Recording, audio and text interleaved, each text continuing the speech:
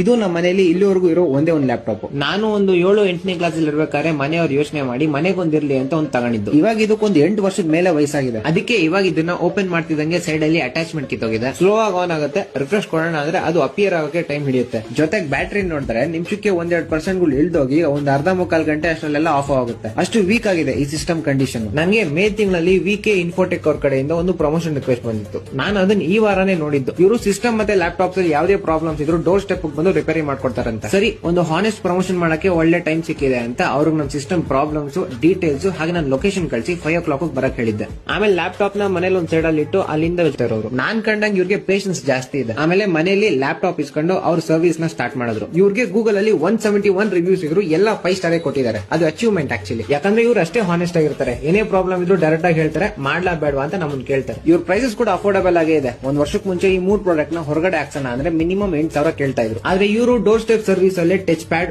base, battery ಜೊತೆಗೆ SSD drive ಸೇರಿಸಿ warranty ಜೊತೆಗೆ ನಮಗೆ 7,000 ರೂಪಾಯಿ